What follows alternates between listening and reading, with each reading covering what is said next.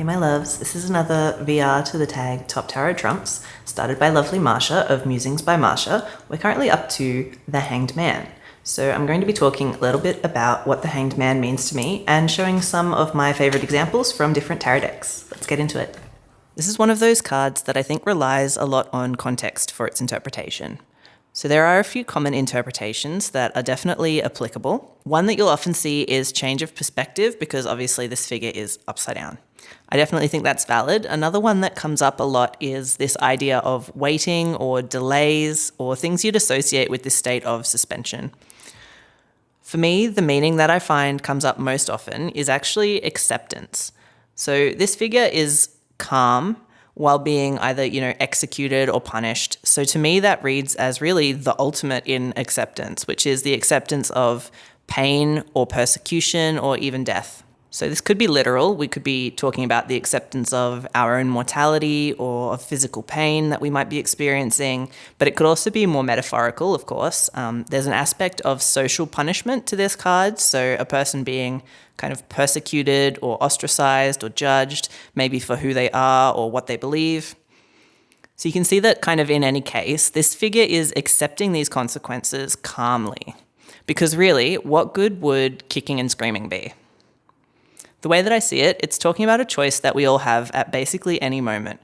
Anytime that we're faced with discomfort, we can either follow the impulse to be distressed and panicked and frantic, or we can make the decision to be calmed like the Hanged Man is. Now, I do want to be clear, I don't mean giving up. But this card is not really the moment where you can fight whatever consequence is coming. That moment has passed. It was in those cards that came previously. Because if you remember, in the RWS, the card before it is justice. So it's like you've already, the wheels of justice have already turned, and whatever sentence has been handed down has been handed down. So your sentence has been set. The wheels are in motion, and you're at the gallows. What's done is done, and what will be. And there is no further way for you to physically escape this situation. A person that's being hanged can't escape.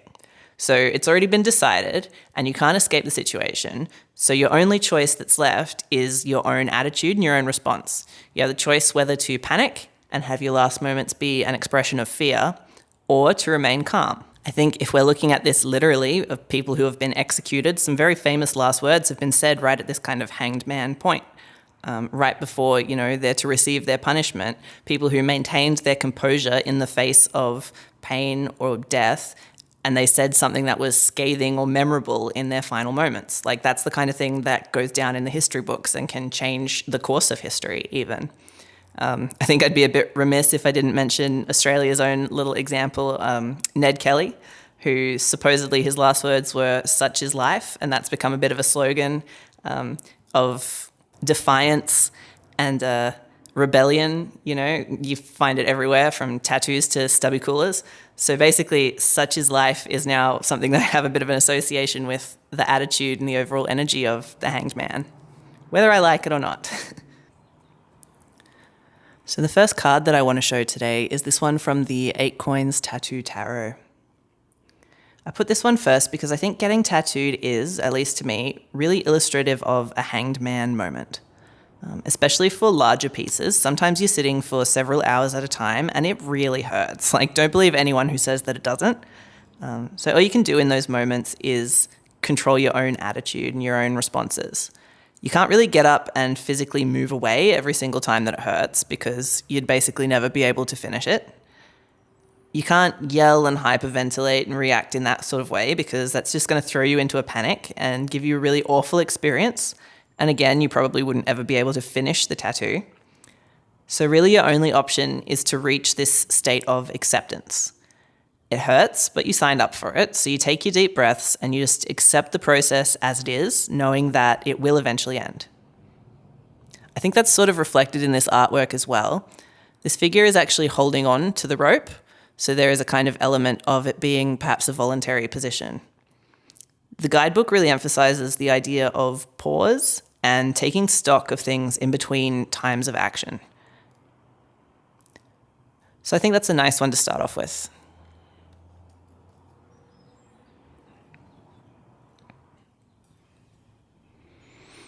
So continuing on that theme, this next one is from the Cosmic Tarot, and it also appears to be somewhat voluntary.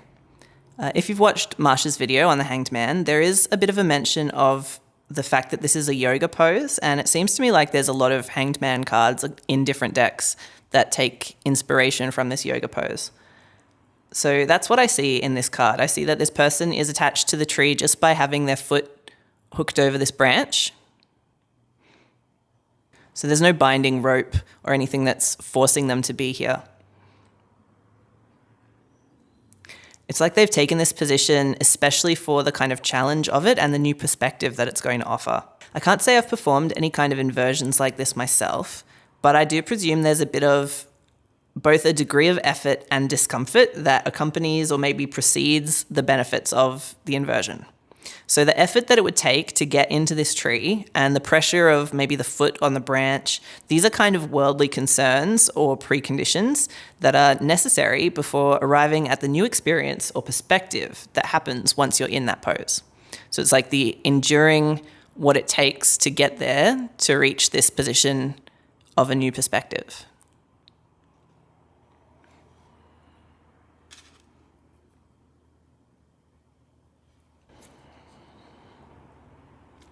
Next, of course, is our regularly scheduled Pavlov moment.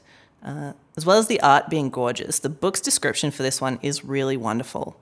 The imagery is themed around Saint Sebastian, and I want to read part of the description for you. So it says, of Saint Sebastian, I wanted to take the symbolism of this card further by representing a transmasculine body.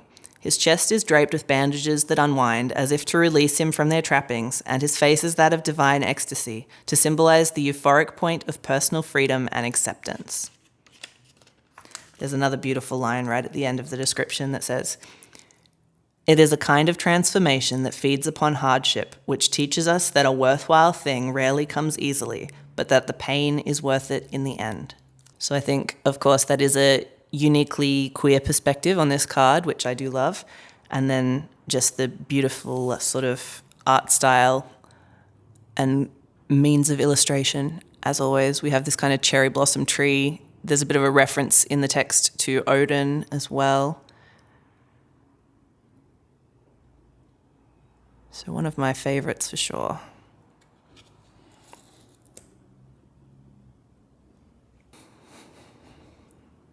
Next one I'd like to show is from the Transient Light Tarot. And I think the last time I included one from this deck, it was the Chariot. And I mentioned in that video that I saw the imagery on the card as something kind of different from what was intended. Well, it's the same thing with this card. So obviously this is an anchor in a hand, but anytime that I see this card, my immediate thought is that it's an IUD, which I'm not trying to be like insensitive or morbid, but I really think that fits the Hanged one. The choice to delay conception is definitely a type of suspension and delay. Of course, that's not really what the author was intending. The guidebook says that this card is about sacrifice and surrender and the idea of release. And all of that is very nice, but I'm never going to not see contraception when I draw this one.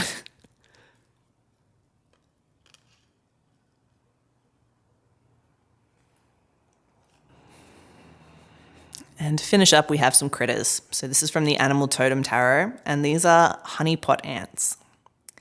The book that accompanies this one tells us that certain members of the ant colony will actually live there most of their life, clinging to the top of the nest and dripping this nectar, which the other ants can use to survive when there's not enough food and water in the environment, like during times of scarcity.